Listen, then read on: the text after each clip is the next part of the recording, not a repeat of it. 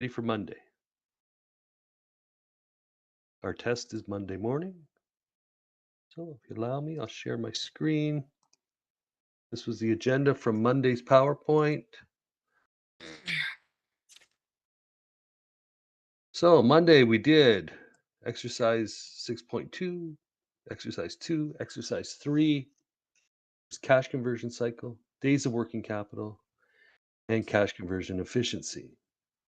Today is review for the test. You have an independent quiz, number 3, that's due tomorrow. If you haven't done so, please go in. I think I give you 90 minutes, plenty of time to answer the questions. Gives you time to even look them all up. Test number 2 is Monday, this coming Monday in class. 8 o'clock class. Our test will be from 8. It will be a 70-minute class, so at 9:10 it will be finished. So those who are in a habit of coming late or not showing up at all, we only have 3 or 4 people there at 8 o'clock on Mondays. Please be advised, the test will be over at 9:10. I will not be extending the time. The 10 o'clock class will be there from 10 till 11:10. So it's a 70-minute test. It's not very long. We're going to review the material this morning that you need to know. Once we are done reviewing the material this morning, there is a lecture quiz. It will be lecture quiz number 7. And a reminder to everyone, your group project is due next Friday at noon hour. So this is the busy time for this course. This will be the busiest week. Okay? Once we're through this week, the course eases off a bit and it's just back to normal material. But with the group project coming up, this is the busy time for this course. So I don't see anything in the chat. So I will start with reviewing. So if I can find the PowerPoint.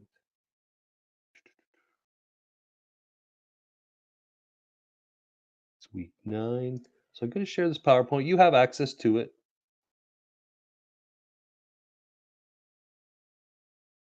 For some reason, it doesn't want to let me into it. There we go, week 9. Okay. This test, to sum it up, hopefully everyone can see my screen. Test number 2 does not have a lot of topics. It has break-even analysis, cash conversion cycle, days of working capital, and cash conversion efficiency. That's what's on this test. The reason the test is short is we took vertical and horizontal, ignore my spelling, analysis are in the group project. Also, ratio analysis is in the group project. Okay, so those topics are not on the test. What is on the test is break-even analysis, cash conversion cycle, days of working capital, cash conversion efficiency. It'll be the same as the first test. There'll be some multiple choice, short answer, and there'll be some problems. Okay, so for break even,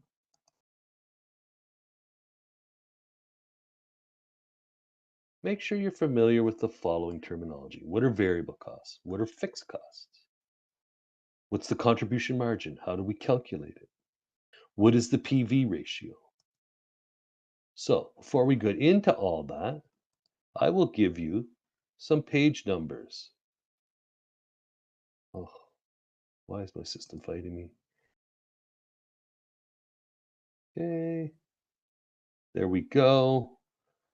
I will insert a slide. Okay, page references for break even. So for the textbook, I'm going to go through the actual pages that have what you need to know.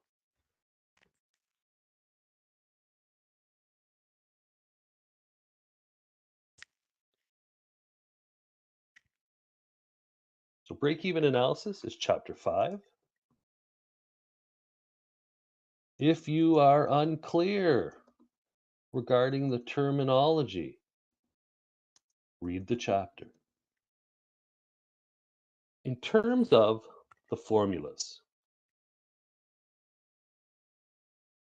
okay, break-even point in, in units and in revenue are on page 193. Okay, 193 has those. How to calculate the unit break-even point, how to calculate the revenue break-even point. Break even with a profit objective. So break even point with a profit objective is on page 195. Somebody's okay, someone needs okay, somebody please mute your screen. Okay, I gotta stop. I will go in and find the screen and somebody needs to mute. Thank you very much. Okay, back to where we were. So break-even point with a profit objective is on page 195. You'll need that for the test. You need it for the group project. Those are the two main pages for the chapter. And the PV ratio is on page 187. Though, as I mentioned last week, mentioned it a couple times, the description on page 187 is not the greatest. So I will give you the ratio here. The PV ratio is the contribution margin over top of revenue. Okay? This is really summing up page 187. There's a lot of names for the PV ratio. The book calls it profit volume ratio. Some people call it the contribution margin ratio, the contribution ratio, the Martian ratio. It's a whole bunch of names. But just remember the PV ratio is the contribution margin over revenue. Okay? So that is sort of what you need to know for break even. In terms of problems for break even, I will share my course page with you. If you look in the week 9 folder, you will see the problem we did in class. I'm going to share it with you. This is the best assistance I can give you for break even. We worked through the problem in class. There's a solution posted, the Kleinberg problem. Kleinberg would like to produce widgets. Their total fixed costs allocated to the department are 100,000. The total number they expect to be sold based on a market study are 10,000. Their total variable costs are 40,000 and the selling price is $9. So we spent half an hour of our seminar time last week going through this. I've posted the solutions, and this is my suggestion for getting ready for break even for the test. Know the formulas. Remember, you're allowed a reference page, handwritten, front and back, nothing printed.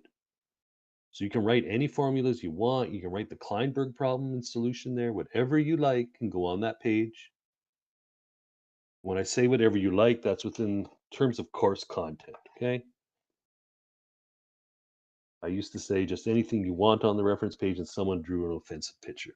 So in terms of course content, you can copy a page out of the textbook if you like. Put all the formulas there. Put whatever you want on that page of the course content. Solutions to the problems we worked on. It's a reference sheet. I used to call it a cheat sheet, but I was asked to change it to a reference sheet. Write whatever you want on it, whatever will help you with the test. Front and back, if you write small, you can get a lot of information. So break even, We spent a good bit of time covering it. Go back and work through Kleinberg again. If you're not familiar with it, get hold of a classmate who actually came to class and have them walk you through it. Okay, so hopefully everyone is ready for break even. It's also part of your group project, right? Part two of your group project is a break even analysis. So that is pretty much everything I have to say in terms of break even. We did cover it extensively in class. We did a couple exercises out of the textbook. We did exercises 1, 2, 5, and those solutions for exercise 2, exercise 5, and Kleinberg are all in the week 9 folder. So go to your textbook, look up exercise 2, exercise 5. You will see that they are there in D2L in the module. I put solutions there for you. Okay. So you can work through that, repeat what we did in seminar. Second topic we have today is what we covered in class this Monday and in lecture last Friday. And that is working capital management itself.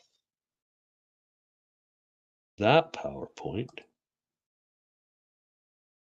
give me a second to get it. I want to keep opening up the, okay.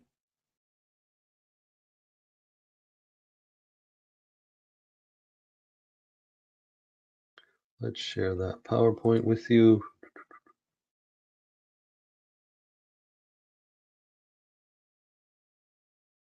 And for some reason, it is fighting with me today. Oh, I'll just download a clean copy of it.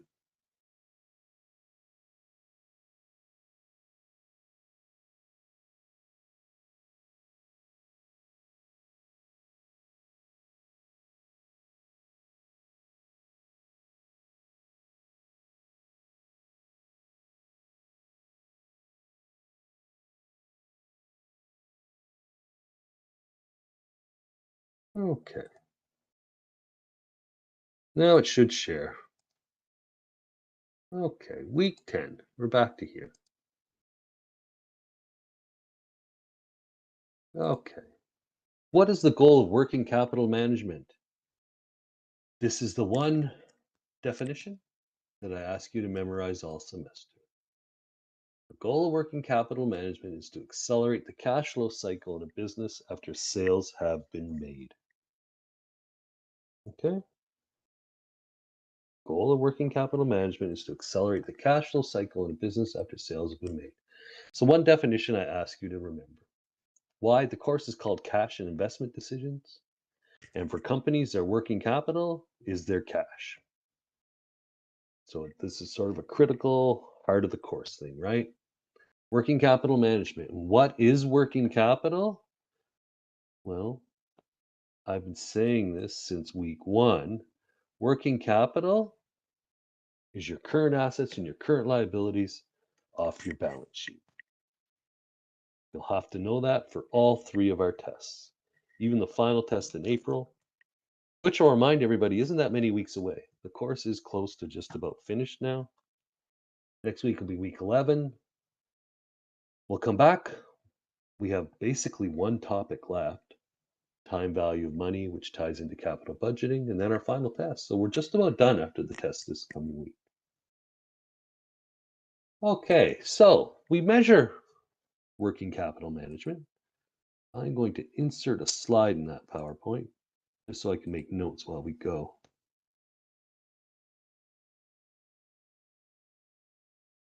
New slide. There we go. Beautiful. I'll share that.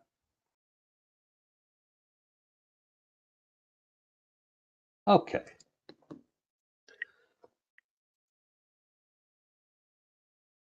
So working capital management. Working capital management involves your working capital accounts. Since week 1, we have been discussing these. They are your current assets and current liabilities. That's why we spent the first couple of weeks reviewing financial statements. You should know where to go to get your current assets. You should know where to go to get your current liabilities. You should know which accounts are current assets and which accounts are current liabilities. If you don't, go back. Start with chapter 2. But given that introductory accounting is a prereq for this course, everyone should be comfortable. Now, in looking at working capital management, we look at 3 things: cash conversion cycle,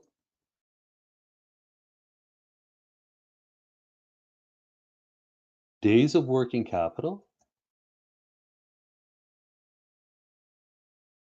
and cash conversion efficiency.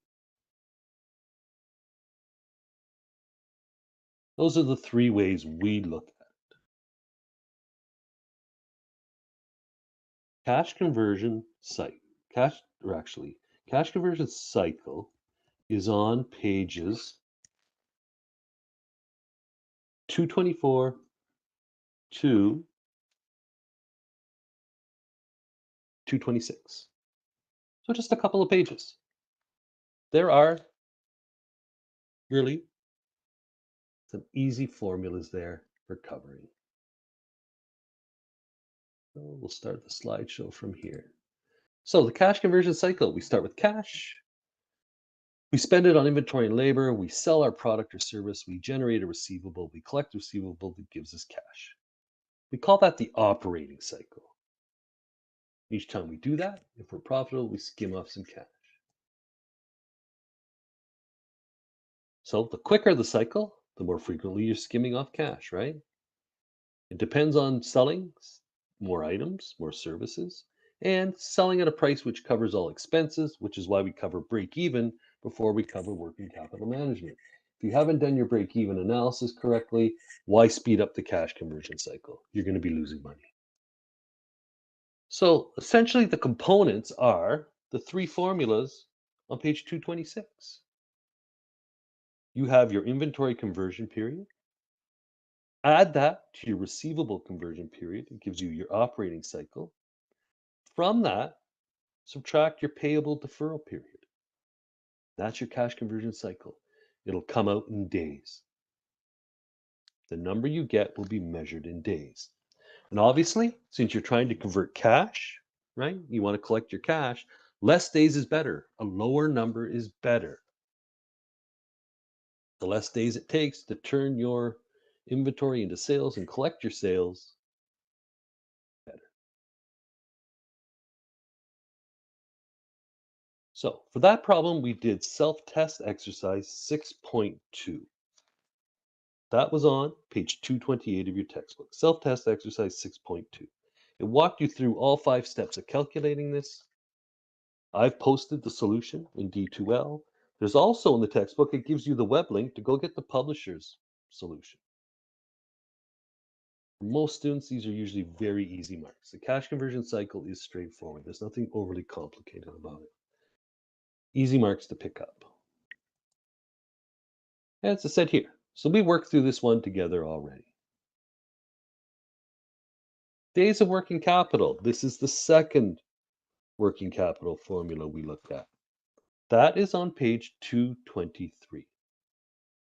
It measures the number of days of working capital the business has on hand to meet its daily requirements. It shows how efficiently a business is managing its cash. The less days on hand, the more efficient the business is. So we want to look at our working capital accounts, inventories and receivables minus our payables. That's our net working capital. And divide our average daily revenue into it. And the lower that number is, and that number will be in days, the better. Means for every dollar of revenue, we have less tied up in working capital. So a lower number is better. Once again, calculate to one decimal place. Beyond that, like 105.5 days, great. If you get to 105.5176 days, who knows what that 176, I don't know how many minutes that adds up to or seconds. We don't care. So one decimal place. There will be a point in this course, and it's going to start in week 12. When we look at the time value of money, we'll start to get picky about decimal places. But here I'm just telling you round to one for your answers. That's days of working capital. The formula, the description, everything is on page 223. So the fewer the days, the more efficient the business is in managing its working capital. Once again, to discuss a number, you need something in relation to discuss it to. You need a previous year's number. You need an industry average. You need a comparable. If you have no comparable, you cannot discuss the number. 105 days may be great for some industries, might be terrible for others. It may have gotten worse, it may have gotten better. Okay, so I see someone has their hand up. Go ahead, ask your question.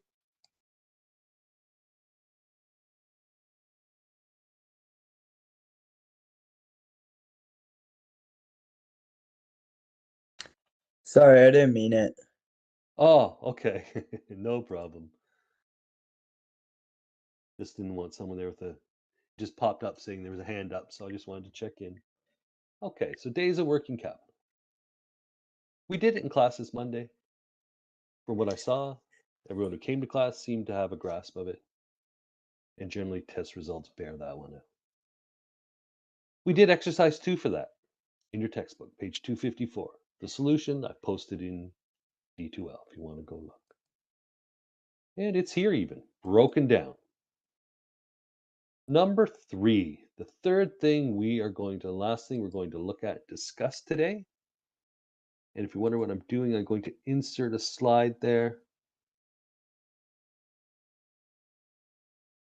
And was there a chat question? I think there was. Will we be allowed a cheat sheet on the test? Yes. I call it a reference sheet, but it's a cheat sheet. Front and back. The reference sheet, I like cheat sheet, but I've been asked to call it a reference sheet, is allowed front and back. Only 2 requirements. 1, handwritten, so you can't print it out. If I go around, you have a printed out one, I'll confiscate it. It has to be handwritten. 2, I collect them at the end of the test. Okay? Outside of that, put whatever content you like on it. Okay? Put the formulas. That's why it's called a cheat sheet. Put the formulas. Put the solution to the Kleinberg problem. Put a solution to the problems we did this Monday. Whatever you like, that is yours to do. Okay? I don't go around and look at the material there. As long as the person beside you isn't offended by anything you wrote, I'm good.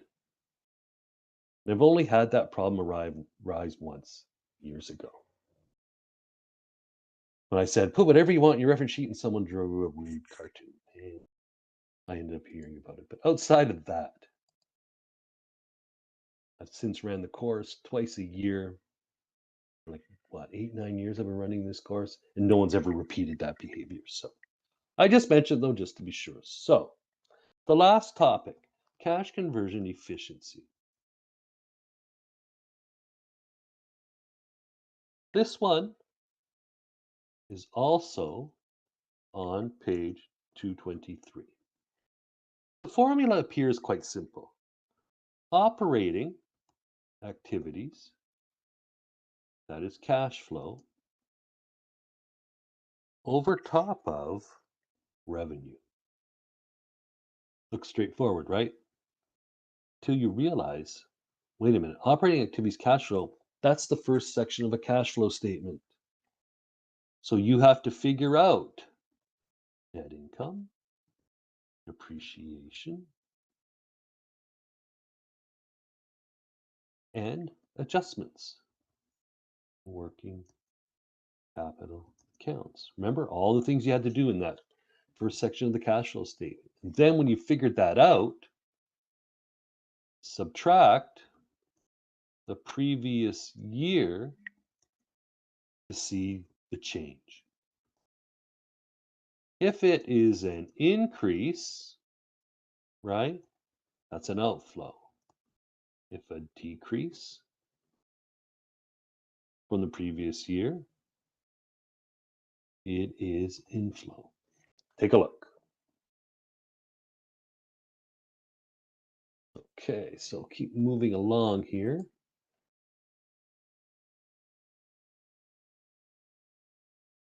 So here we have an example, and this is exercise 3 on page 254. We did this one in class. It shows you how to calculate, right? For 2012, take your receivables and inventory, subtract your payables, that's your net working capital. So for 2012, it's 410,000. Subtract the previous year, 350, and you have an outflow of 60,000. Use that outflow, put it over top of your revenue, and you will come up with a number. If you go back to page 223, you come back to a number that is a percentage. So for example, the one on page 223 comes out to 5.1%, which means for every sales dollar, that company is generating 5.1 cents in operating cash flows. Now, on your test, I will probably give you your cash flow from operating activities number. I'll make life easy for you. But you'll still need to know what the formula tells you. I suggest learning how it works from exercise 3. We went through it for a reason. But the one on the test I've made simple. I give you cash flow from operating activities number. You just have to remember the formula and the percentage and what it's telling you. This test is very doable. I personally think, and going from previous years, this is the easiest test of the course. I've given you the Kleinberg problem. That will help you through the break even.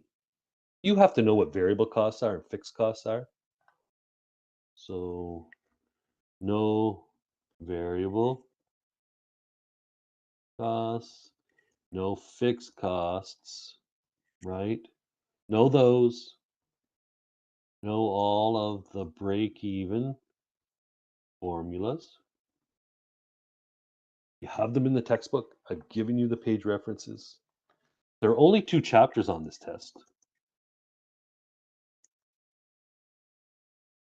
Chapters 5 and 6. Break-even analysis and working capital management. We took out chapter 4. That is part of your group project. You're doing that ratio analysis, so you're still meeting the learning outcomes of the course, but you're doing it in your group project and hopefully learning from each other. So that brings us, that is my review. I reviewed where the break-even are. You have Kleinberg. We looked at cash conversion cycle, days of working capital, cash conversion efficiency. I reviewed where the problems are, where the formulas are. Did we do any class examples for vertical and horizontal? Yes, Mindy, we did.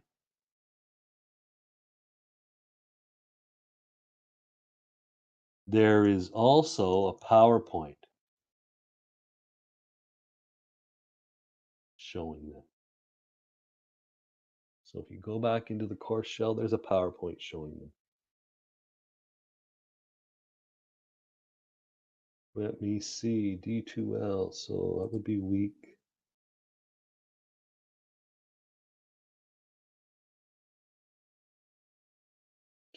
Just let me check the PowerPoints themselves. I don't want to tell you something that isn't there. Yep. They are in the week 6 module on D2L.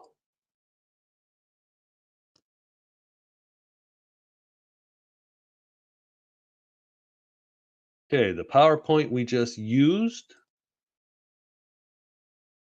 Yep, it's open. You should see it. Yep. The exercise 2 solution, the exercise 3 solution. You have access to all the files now. So actually, Mindy, just to clarify for you, if you look in week 6, the folder is called week 7 financial analysis. That's the name of the PowerPoint. So the PowerPoint is in week 6, but is called week 7 financial analysis.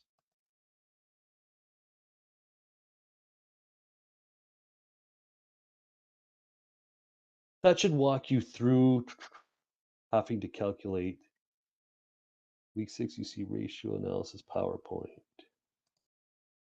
Yep, there's also, okay, give me a second here. There's also one called week 7 financial analysis.